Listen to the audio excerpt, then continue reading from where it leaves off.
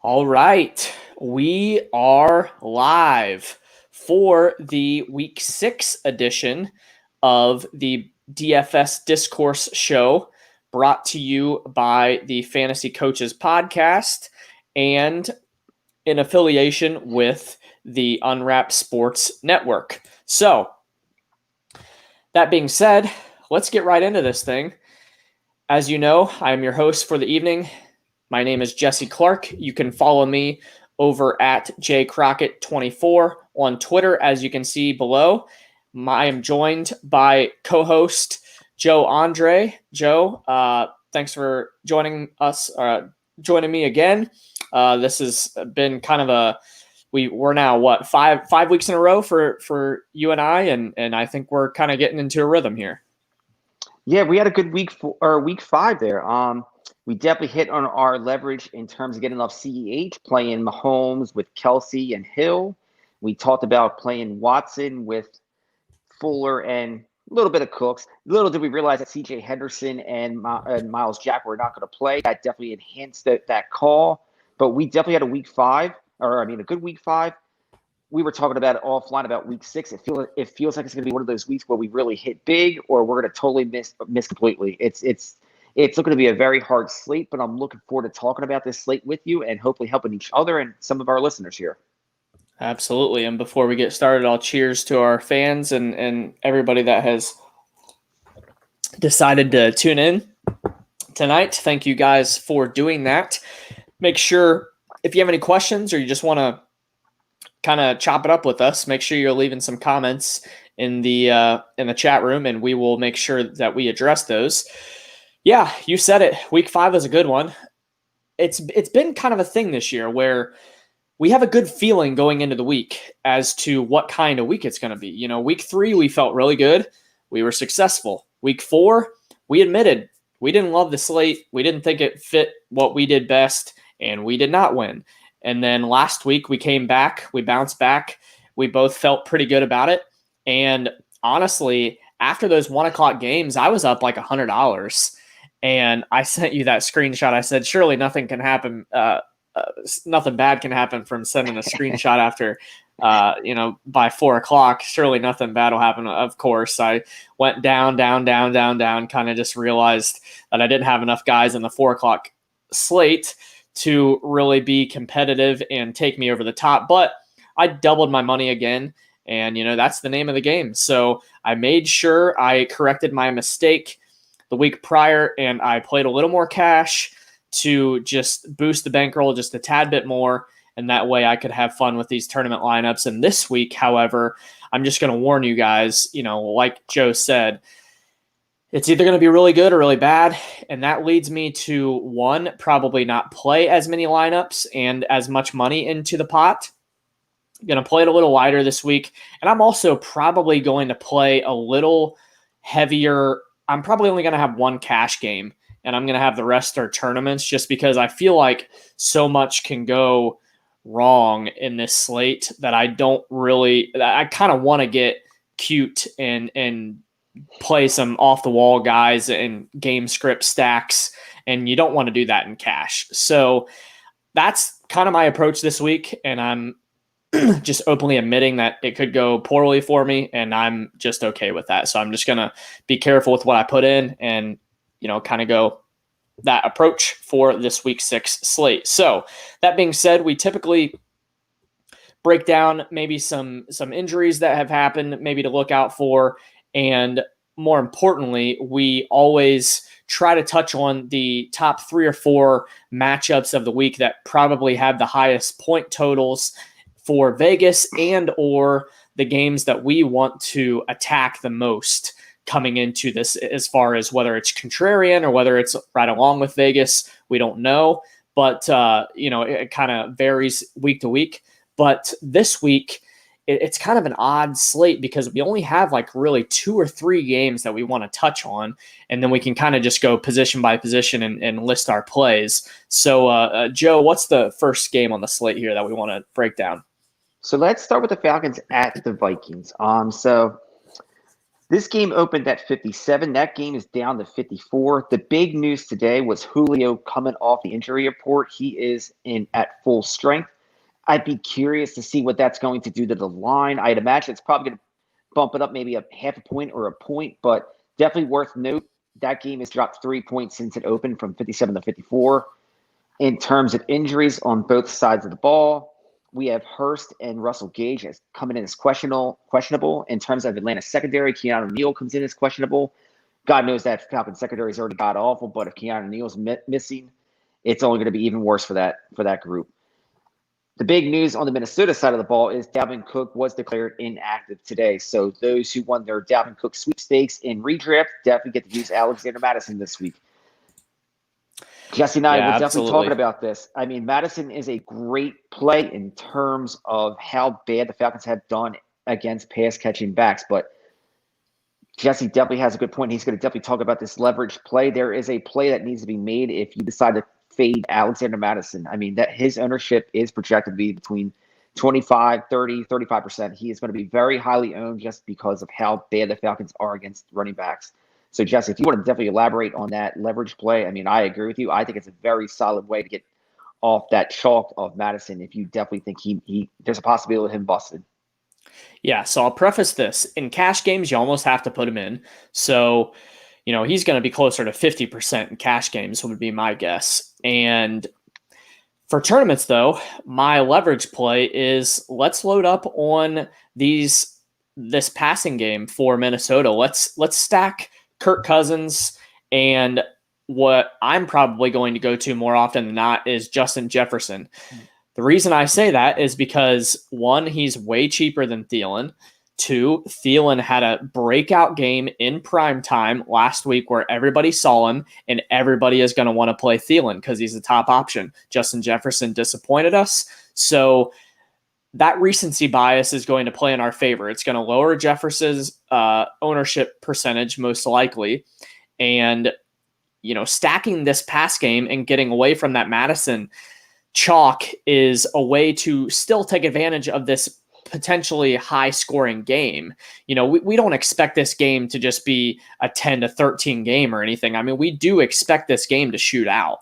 So the Falcons pass defense, their whole defense has been terrible this whole year. So Kirk Cousins can take advantage of that. The Vikings are running, probably, I don't know the exact number, but I know they're towards the top of the league as far as play action percentage, which for those of you that don't know is really a good metric and a good thing to look at when you're just looking at explosive plays in the passing game, because that's where they can get creative.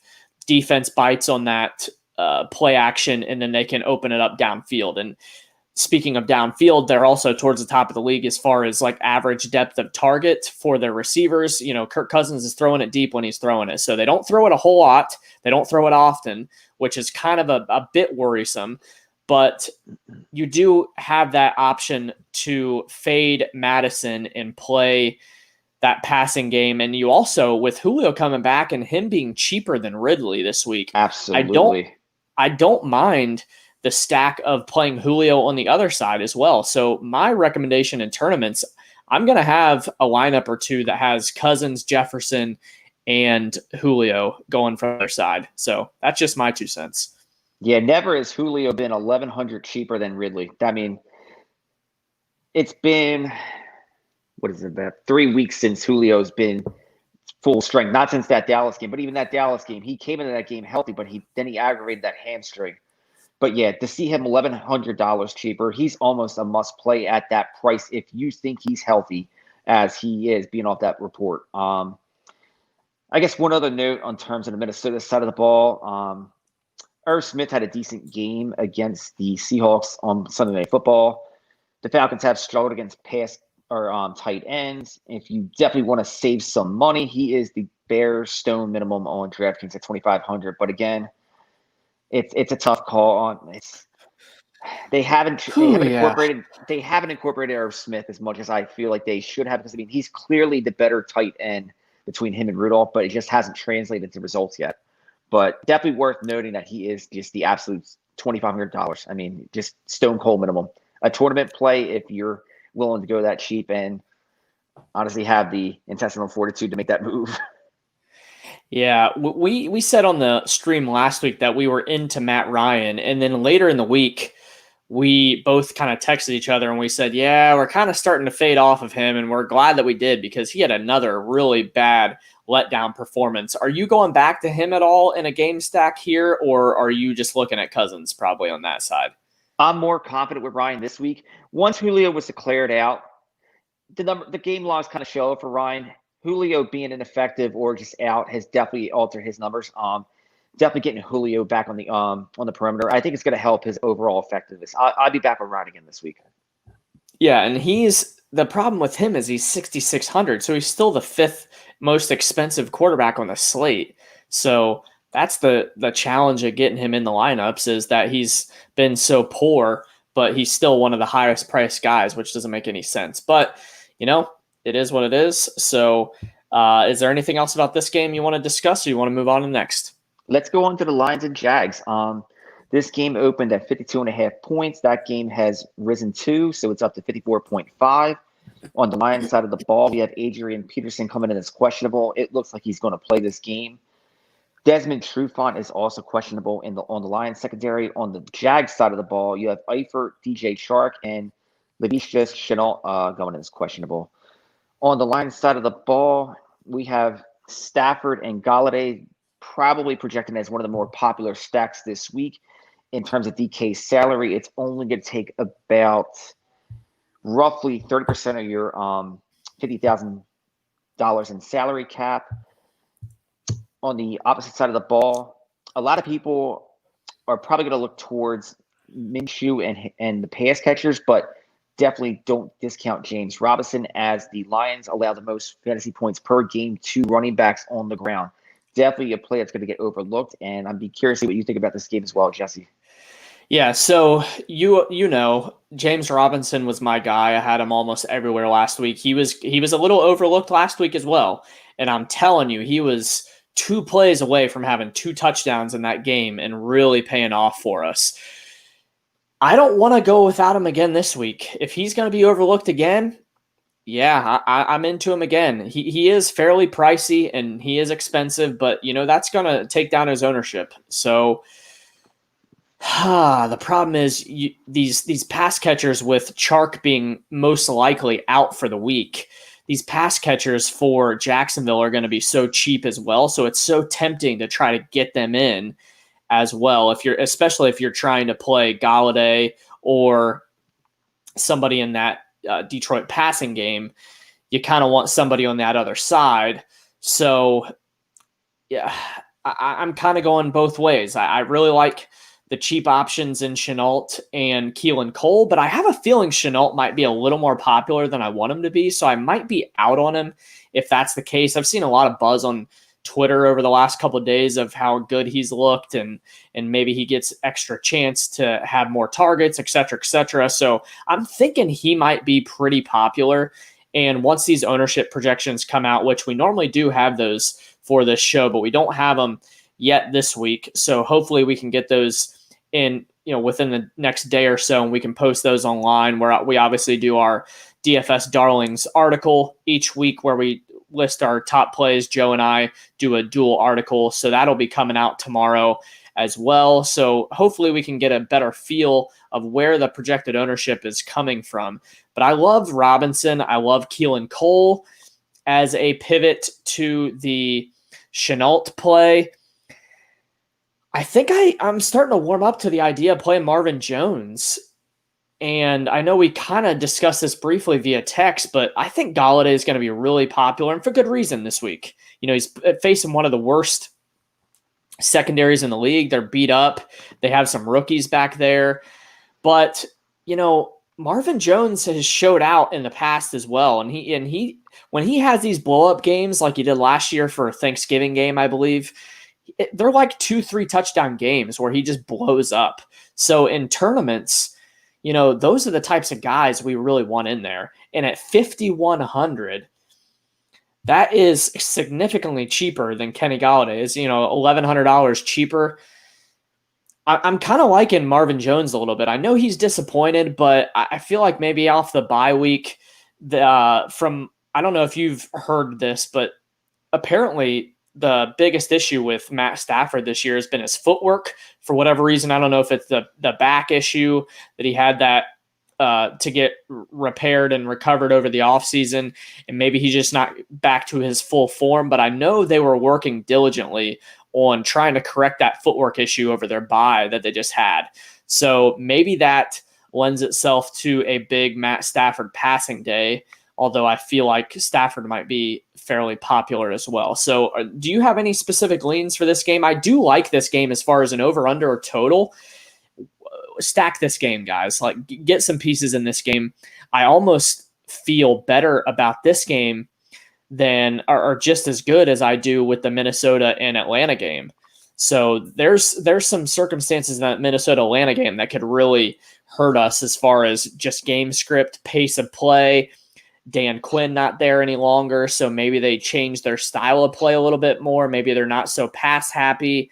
Maybe they switch some things up on defense. I don't know. There's just a little more on the unknown side of things, whereas I would be shocked if these defenses are able to stop Jacksonville and Detroit offenses. So I think this game's going to shoot out. Yeah, my evaluation of Jacksonville coming into this season was completely wrong.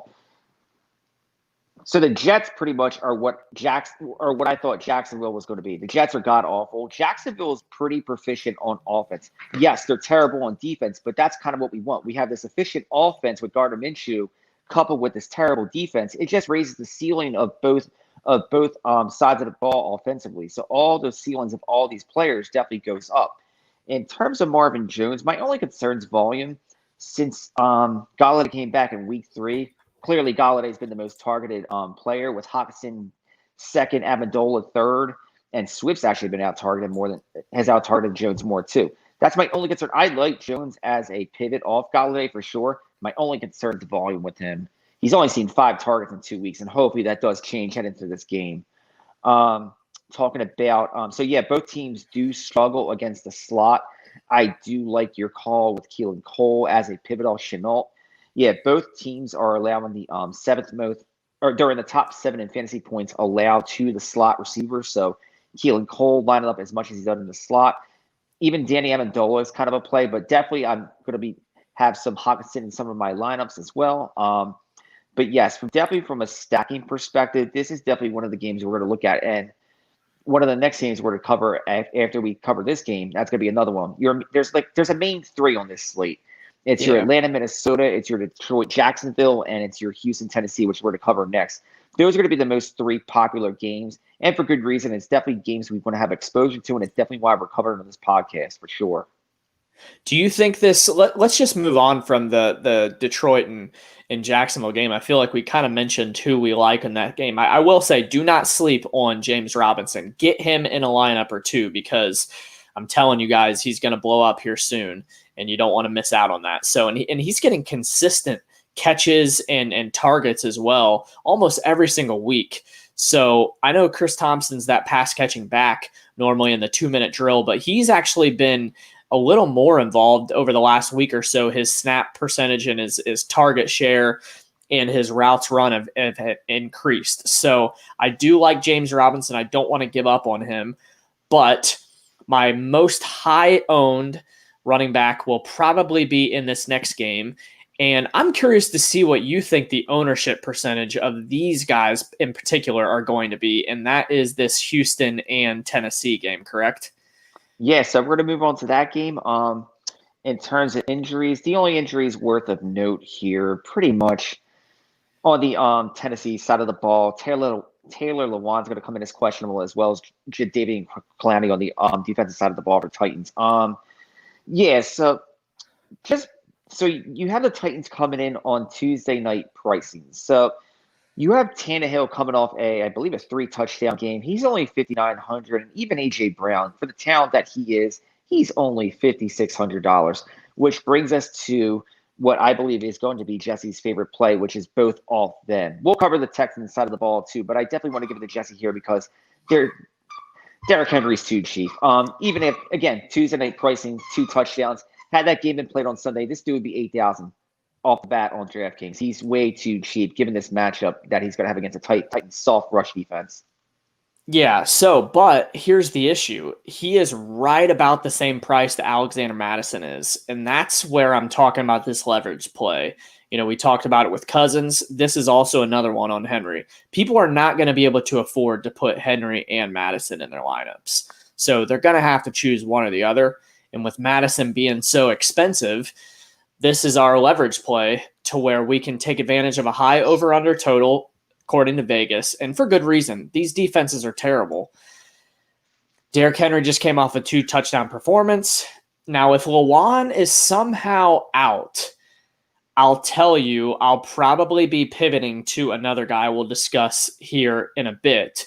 But if Lewan plays and they have their strength at that offensive line, I will take a shot at Henry. I really like this play. Houston defense, rush defense, we've been talking about it all year. This is something that nobody is talking about, and I don't know why. We talked about it in week 3. James Conner faced them, and I looked at this matchup, and I'm thinking to myself, everybody thinks that the Texans' pass defense is terrible, but it's their rush defense. And, we took advantage of that trend, and it worked in week 3. James Conner blew up, right? So then week 5, what happened? Who played him last week? Wasn't that our guy? Jacksonville. It was Jacksonville. So James Robinson. That's why we're on James Robinson. He kind of let us down, but they had the opportunities. He even fumbled to make his day minus 2 points more than what he should have gotten. And he still had double digit. I mean, he was like 10 or 11 points, but it could have been a huge day again. I'm telling you that, guys, this defense is not tackling well. And against a guy like Derrick Henry, you don't want to be a poor tackling team. So I could see him easily busting at least 1 or 2 like long runs over 25 yards. And so I could see him having over 100 yards and at least 1 touchdown in this game. And you don't want to miss out on that type of upside, which I'm not entirely sure if Mattison gives us that. He could, but I think Derrick Henry possesses an upside that Mattison just doesn't have. With Henry, so yeah, one note on the Texans defense, they've allowed the second most rushes of 20 yards or more. So I guess that's probably one of the big decision points here. If you're playing Mattison, you're depending on the targets that Atlanta doesn't allow to pass catching backs. If you get those targets, Madison's a good play. But if he doesn't, that's where Jesse's talking about coming off of Mattison and playing Henry, because he's in such a smash spot at just it's too cheap of a price. Again, this is a price that had this game been played on Sunday, it'd probably be $1,000 more. It's such a great spot for Derrick Henry. So back on the Texans side of the ball, they're facing a defense that's allowed the second most pass plays of 20 yards or more. So now you got Deshaun Watson with his perimeter receivers of Will Fuller and then Brandon Cooks, who just exploded. I mean, it seemed like he was due. I mean, we were talking about it even last week. I even asked the question, I'm like, this dude hasn't been the same since Super Bowl 53, and all of a sudden, bang, it's like a 12-161 day. I mean, it was bound to happen. But in terms of the matchups, so it looks like Will Fuller will probably see more of Malcolm Butler and Brandon Cooks. I forget who he lines up opposite, but both in decent matchups. Yeah, Malcolm Butler had 2 interceptions against the Bills, but it wasn't Josh Allen's best game. Deshaun Watson, he's had 2 passing touchdowns in each game he's played against the Titans. So I do like Deshaun Watson in this spot to keep up with what I think is going to be not an easy Titans win, but I think the Titans are going to control this game. But I don't think the Texans are going to. I think the Texans are going to be able to keep up with that offense as well.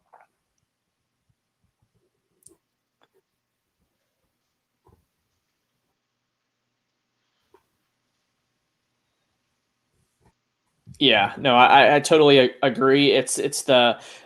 There are several plays we like here. I think I like Fuller more. With these Texans wide receivers, it's just kind of hit or miss almost every single week.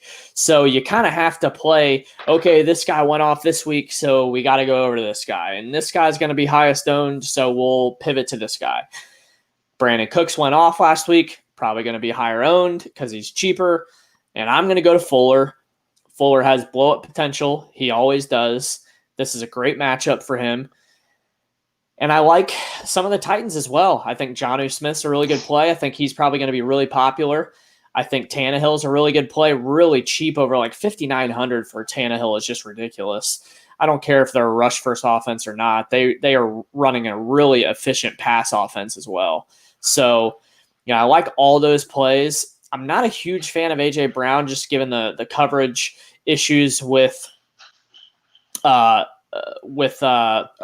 Roby. Yep. Yeah, but I can't fault anybody for playing him. He's $5,900. He's way too cheap. I just don't understand how the pricing can't differentiate so much. They were able to change that Atlanta-Minnesota game, but for some reason they don't change he's $5,600.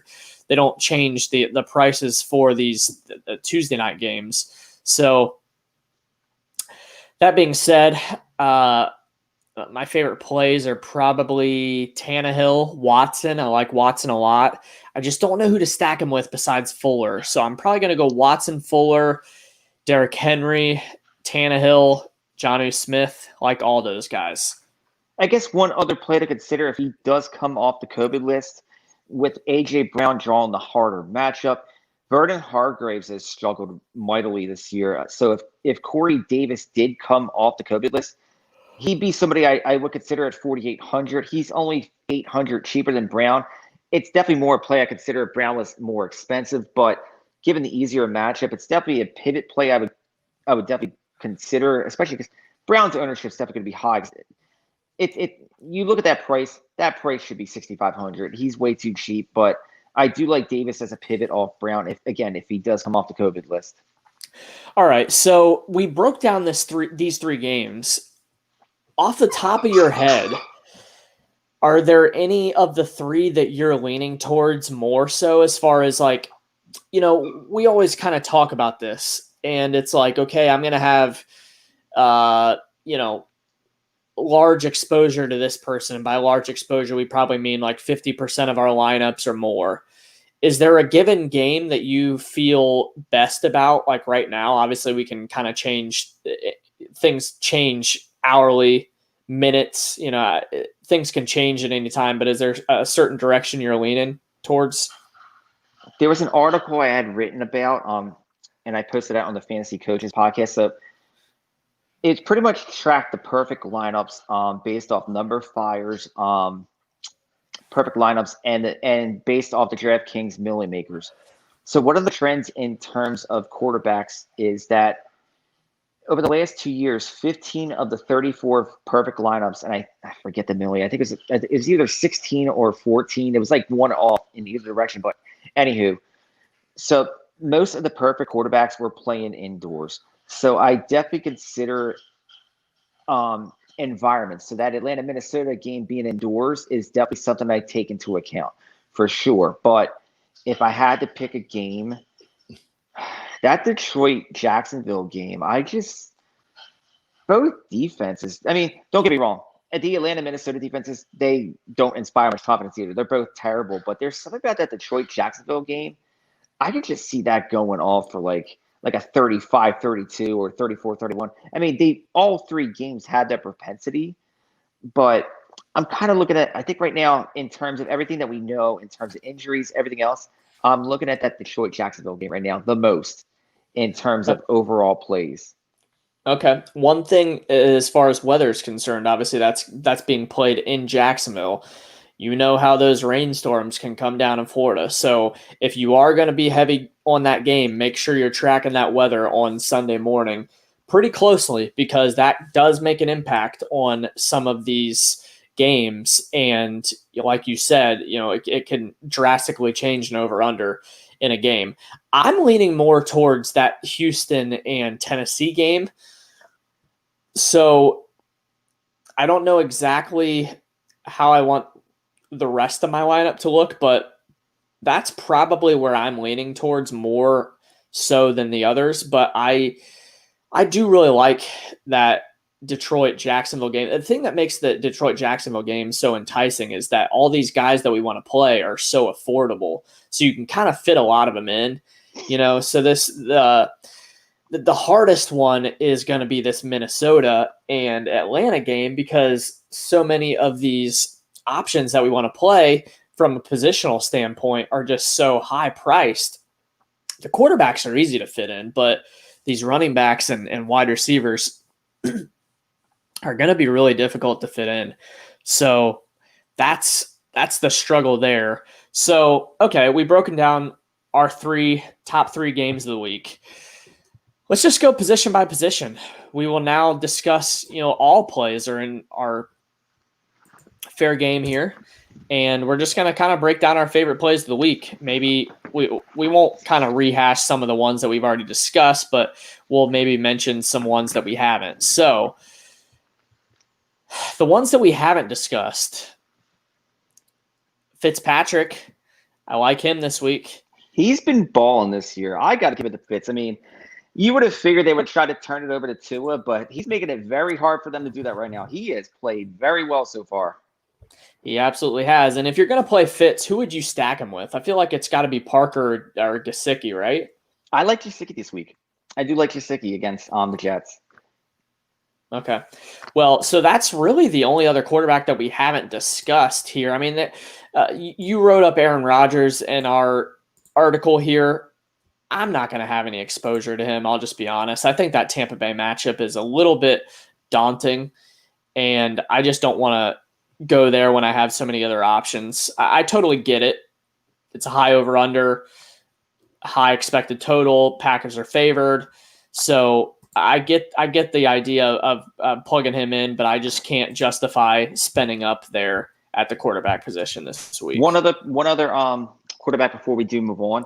Let's talk about Cam Newton. So first of all, just be aware, we're not sure if that game's going to be played, but if it does, I do like Cam Newton in that spot. So if you look at the two games that the Patriots were favored by more than a touchdown, so that was week 1 against the Dolphins and week 3 against the Raiders, their strategy is simply to run the ball, whether it's with the running backs or the quarterback. I mean, they averaged 40 rushes in each of those two games. So it's a pretty simple strategy. I mean, it should be too hard for the Patriots to really stomp on that team. I mean, between the quarterback carousel, the Broncos with all their wide receivers just injured, I mean, that's a straight up easy win for that team. And again, it's going to be pretty easy what they're going to try to do in that game, whether it's with Cam or a mixture of Sonny Michel, James White, or Rex Burkhead. But again, just keep an eye on that game for sure. Yeah.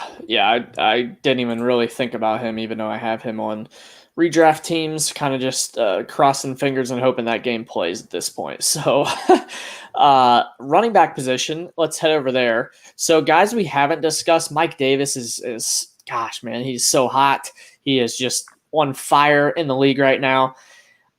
Who else? Oh, David Montgomery. So this is like the nut play this week, right? Like everybody is probably going to have a lot of Montgomery in their lineups. He is in the 5,000 range. He's facing the worst defense against the run in the league. They also have 2 defensive linemen going to be out for this week. Now they are pass rusher specialty guys in Burns and Gross Matos, but that's still 2 defensive linemen that they're missing, which will theoretically make their rush defense, even worse. So Montgomery has to be like a really safe cash play. You almost have to play him in cash. I'm not sure yet whether I want to play him in tournaments because I just want to see how popular he's going to be. If he's going to be under-owned, you got to play him. If he's really, really popular, I could see maybe fading him just because the upside is not substantial. But we thought the same thing like with Gurley, man. I told you not to play Gurley, and he went off a same terrible rush defense. So, Montgomery's in a good spot.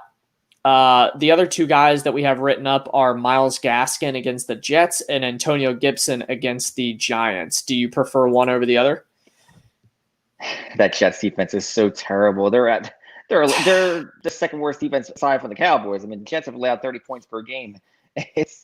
It's definitely a solid spot for Myles Gaskin, but we cannot move on from running back until we talk about the one from Green Bay. We were talking about this guy. Ooh, yeah, I don't know how I missed him because he's not written up yet for us. I didn't have him in the write up yet. Man, that's a terrible mistake on my end. Yeah, so we discussed this leverage play. If I'm not going Henry and I'm not going Madison, or maybe I can find a way to make a lineup to where I go all cheap at wide receiver and we smash Aaron Jones and Derrick Henry in the same lineup. I wonder how a lineup like that would look. So Aaron Jones is the guy that could just break the slate, right? We've seen it before. He can score 3-4 times in a game. He's involved in the pass game. The Green Bay is one of the heaviest run teams inside the 5 in the entire league. So he gets a lot of opportunities inside that 5-yard line for goal line touches. He is the goal line back more often than not. Like we said, they use him in creative ways in the pass game as far as screens, or sometimes he'll even run like a wheel route or like a fade from the slot. They use him a lot of different ways, and he's really, really talented. And against this Tampa Bay Buccaneers defense, which is actually really good, and they have historically been good against running backs, but they gave up a rushing touchdown to David Montgomery and the Bears last week, and one of their prized defensive linemen, Vita Vea, is going to be out for quite some time. So he's missing from that stout defense, which is going to make a big, big impact. And I think with how good this offensive line is for Green Bay, without him there, they could really make things difficult for that rush defense in Tampa Bay. And for that reason, I really like Aaron Jones as a pivot play. Yeah, 2 notes on both David Montgomery and Aaron Jones. So from the David Montgomery side, so if you think that game between Chicago and Carolina is going to be competitive, I feel like it's going to raise his ceiling in the sense that he saw 11 targets against Tampa Bay last week. So if that game does remain close, he's going to see that backfield work, considering Tariq Cohen's out, and that also works in Aaron Jones' favor. I can't see that Packer-Buck game getting too far out of hand on both sides, where Tampa Bay has struggled to pass catching backs, allowing the 5th most fantasy points in the league to pass catching backs, where Jones has I see a safe floor of 5-6 targets for him in that game. I was talking to you about Jamal Williams, which I thought was a nice little pivot at 4,000, but I totally forgot that Devontae Adams didn't play in that game. That's where those extra targets came from. Devontae Adams is healthy and going to be in this game. Aaron Jones is definitely the play and definitely the recipient of more of those running back targets that I feel like he's going to get. I'm hoping for 5 to 6 targets, because if he does get 5 to 6 targets, yeah, that Buccaneers rush defense is very solid, but that offense has been very efficient thus far. I mean, it could be a very big day for Aaron Jones if everything does play out in his favor. Absolutely. Yeah, I cannot believe I forgot that. I'm glad that's why we have you here. That's why we're here to bounce ideas off each other. We would have just ended the closing to the show, and I mean, you were talking about Aaron Jones before we even closed, so we were getting it in. Don't worry. Yeah.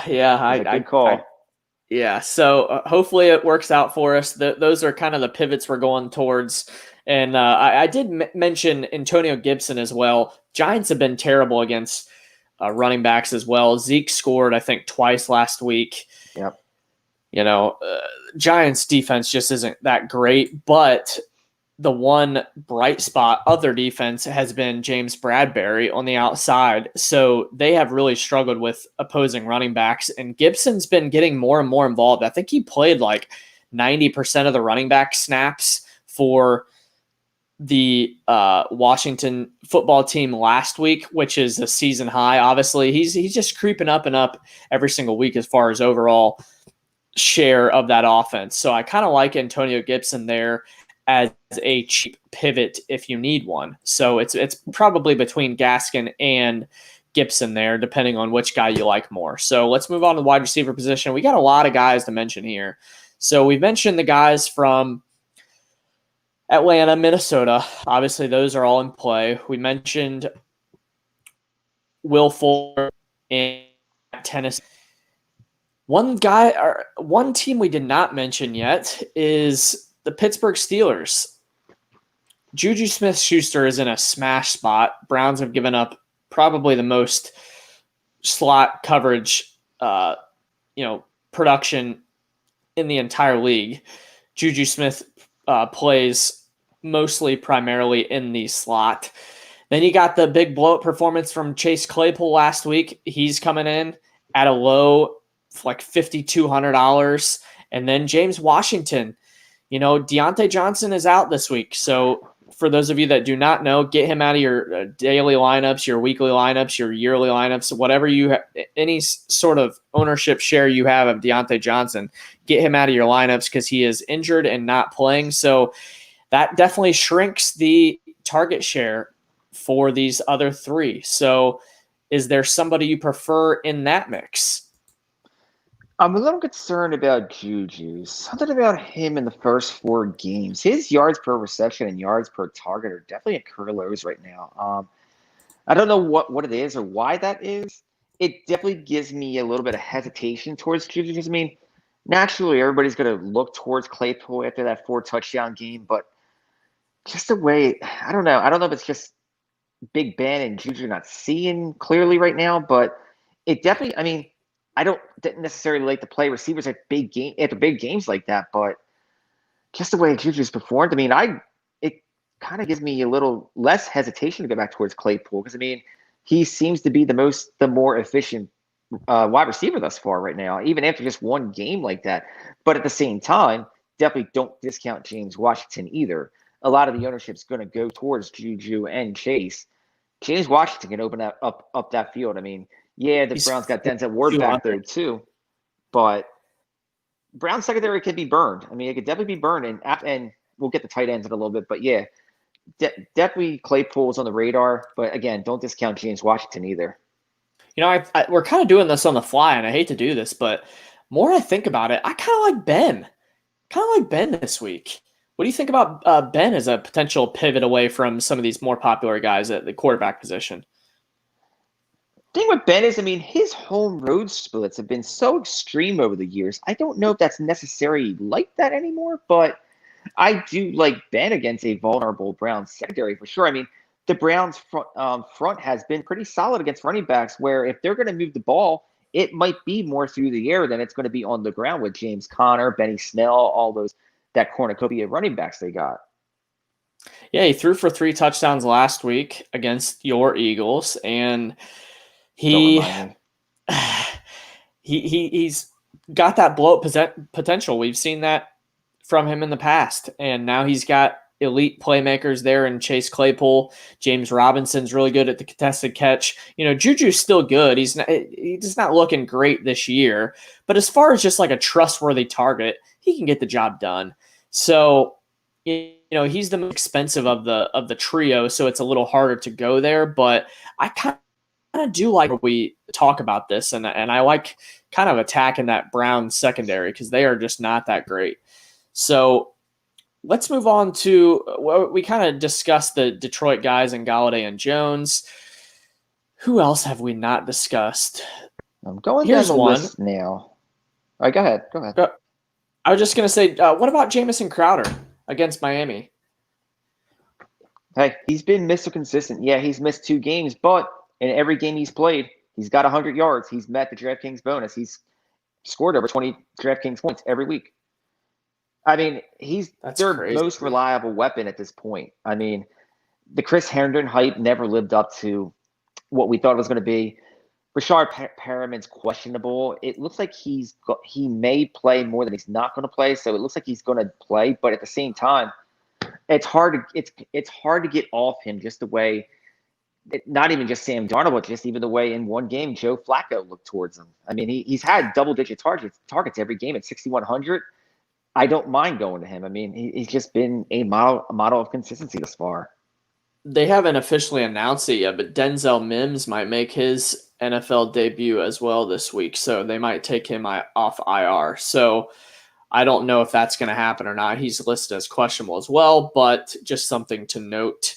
If all those guys come back, maybe it lowers Crowder's ceiling just a tad, but still has that safe floor. So just a guy I wanted to mention in a really good matchup. I also kind of like Darius Slayton in his matchup against the Washington football team. Their secondary is just terrible, and he definitely has the most high upside of the Giants wide receivers. Sterling Shepard's going to be out again this week, so that target share could be condensed. That Giants pass offense, the whole offense just doesn't look great. But if there is one bright spot, it could be Slayton, and he's still pretty affordable. I'll add Terry McLaurin that list. Yeah, James Bradbury is going to be on him, but it's just a matter of options. I mean, Terry McLaurin is just a clear favorite in terms of targets. Matchup, not the best, but in terms of volume, I like it from a volume perspective. Would you rather play Claypool, though, or McLaurin, because they're right around the same price? Like I said, I hate playing receivers that went off the previous week, but yeah, I would go Claypool on that. Yeah, I feel you there. I'm right there with you. Okay, let's move on to the tight end position, close this thing out before we make a lineup, before we have to get out of here. We're kind of running low on time here. So tight end, we have Mark Andrews is just the absolute nut play against Philadelphia. Got TJ Hawkinson, Jonnu Smith, as we discussed, which I believe is going to be the most popular this week. Eric Ebron against Cleveland, Evan Ingram against Washington, and then maybe Hayden Hurst with Minnesota, but we kind of had him in there before we had the news with Julio Jones. I think I'm kind of off Hurst if Julio is back. So those are the tight end plays I like. Is there anybody else I'm forgetting? Oh yeah, there is one. I know you want to mention one guy. Yeah, definitely one, especially with the Mo Alley Cox news coming out today that he's going to be inactive. It has me leaning towards Trey Burton. Last two games, Burton's of the three tight ends. Burton saw 11 targets versus Doyle seeing 3 and Mo Alley Cox seeing 3. He's got Frank Reich as his coach. He was his offensive coordinator in Philadelphia. If you remember, it was Zach Ertz that was out the same game. Yes, it was the same game that Carson tore his ACL. Burton started on top of Ertz. Burton, I believe, had 2 touchdowns that game. So he has his old offensive coordinator as his head coach. I think it's a great spot for him. He's $3,100 too. I mean, I was talking to even during the beginning of the show. I mean, I like the idea of Irv Smith, but definitely between Irv Smith and Burton, I'm going Burton easy. That's too easy right here. There's so many mid-range guys, and I love Andrews this week. I want to get as much Andrews as I can, but at the same time, getting Andrews in is one less mid-range guy I can jam in. I feel the upside with Burton is high enough where if I just squeeze him in, I can get one more mid-range guy I like too. I like Burton this week, and I'm gonna have pretty decent exposure to him. I'm liking the matchup against Cincinnati. It's a very solid spot for him. Sure is. Yeah, that's a really good call by you. A good find by you. That's always good to keep.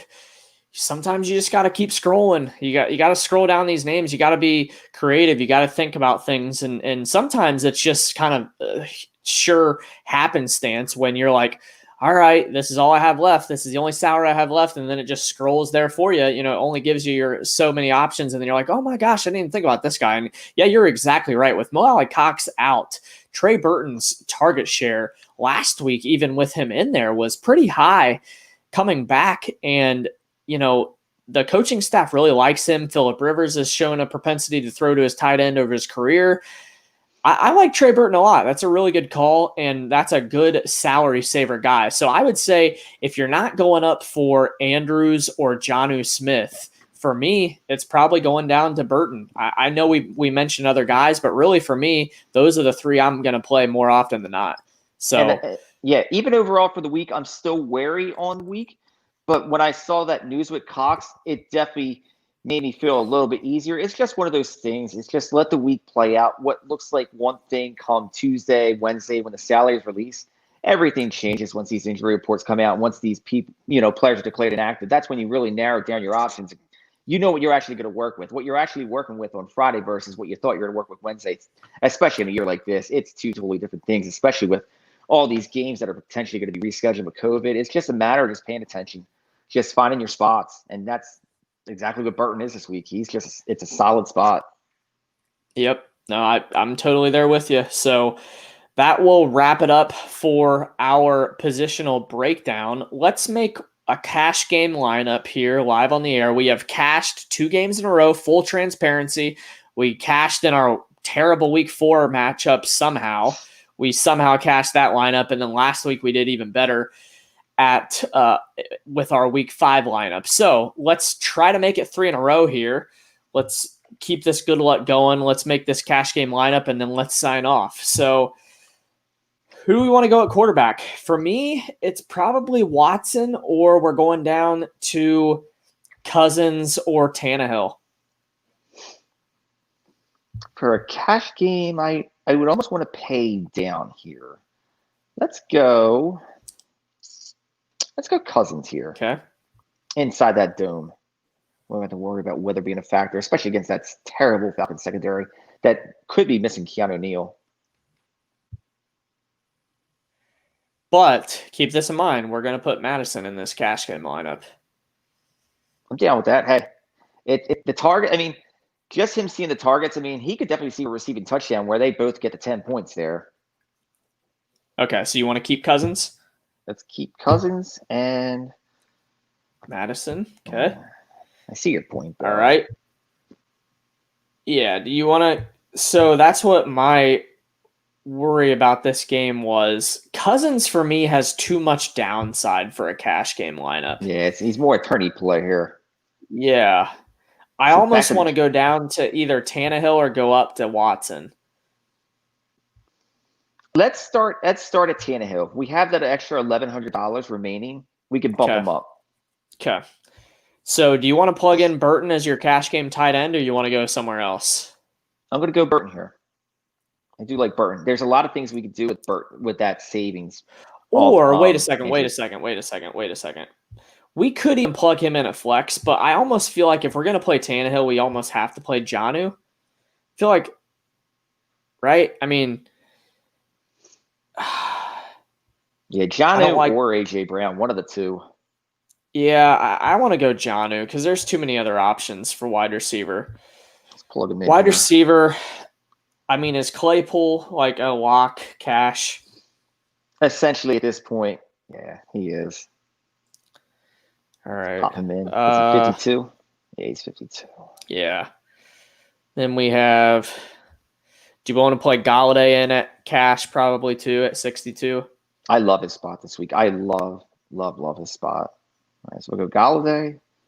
Okay. So it leaves us with 5,075 per the last four positions. Yeah, and my phone is going to die here soon, so I got to get this done. We're going to have to make it quick here. Let's get a defense real quick. Let's plug our defense, see what we got to work with. I mean, it's hard to get it wrong against the Jets. Dolphins at 2,900. Yeah. I like the Dolphins. I like the Washington football team against the Giants. I think they could get pressure on Daniel Jones, cause some havoc. I know for tournaments, I'm going to have some Bengals defense in there. Colts offense kind of struggled a little bit. Bengals defense has actually played better than the points would show that they've allowed. But you just want to go Dolphins? Yeah, that's the safest play. I mean, any defense that gets the Jets at this point, it's a flow chart play. All right, so let's go back. Let's go back up to running back. Actually, let's go to wide receiver because then we could fill in our running back kind of at the end. Gosh, is Fuller a cash game play? I don't know. He's been really safe so far, but we could go somewhere like Jamison Crowder at cash. That's what I was looking at too. I mean, he's as safe cash play as you could possibly get. Okay. Or do you want to go Jefferson? No, we have Madison. Okay, so we have 5,600 for our flex and for our running back. So we could play a correlation play and play Myles Gaskin with our defense. No, we're going up. We're going up to Montgomery, right? You have to go Montgomery for cash. And even doing that, if you wanted to go Gaskin, you could still go Gaskin there if you wanted. So let's get Montgomery in. Yeah, for flex. Yeah, so I put him in there. So right now we have 5,500 at our flex. We have Gesicki, Antonio Gibson, Gaskin, Chenault. Those are probably our best options in cash. So we got Tannehill paired with Jonnu. Yep. If we went with Chenault, we'd have a mini game stack off Galladay. Yep. And we'd leave 300 on the table. It's not a lot. But for Gaskin, we'd have that too with Crowder and our defense. Yep. And I like the idea of leaving less money on the table too. We'd only have $100 left. Yeah, it's between Gaskins and Chenault for me. Okay. I'll go Gaskin. I think he's the safer cash game. I think he's just guaranteed touches. So There's we have definitely a $100 touchdown from him left. in this game too. I see a touchdown for Gaskin. It's just He's the happiest guy on the planet after Le'Veon Bell CEH. announced. Yep. Yeah, exactly. So, all right. So I'm going to run down this and then we got to sign off here. We're got another show coming up here. Our Bets Unwrapped group is supposed to go live here. So just one last time here. We got Tannehill, quarterback, Madison, running back, Montgomery, running back, Kenny Golladay, Crowder, and Claypool at wide receiver, Jonnu Smith paired with Tannehill at tight end, Myles Gaskin, and Dolphins defense. So let's see if we can make that 3 weeks in a row. Our boy Steve Pintado is saying to listen to these guys. They're the best. Appreciate it, Steve. Wouldn't be able to do it without you, so appreciate you, my friend. That being said, that just about does it for this week 6 episode of DFS Discourse. Again, I am your host, Jesse Clark. I am joined by co-host Joe Andre. You can follow me at jcrockett24 on Twitter, and you can follow Joe at... You can follow me at FFJDAPHL on Twitter. So definitely good luck, guys. Again, It's a very murky week, but just... hopefully this show helped you kind of like break it down a little bit, kind of identify plays you like more, some plays you might like less, but definitely good luck. It's going to be a rough week, but hopefully we come out in the winning end. Absolutely. Best of luck to all you guys. Cheers. Let's make this a winning week. Don't go too heavy. We said this is a high upside week, so play light this week. Make it fun. Get those game stacks in tournaments and enjoy yourself. So let's hope that we can do this again next week and talk about our winnings. That being said, this does it for the week 6 edition of DFS Discourse. Thanks for joining us, guys. See you guys.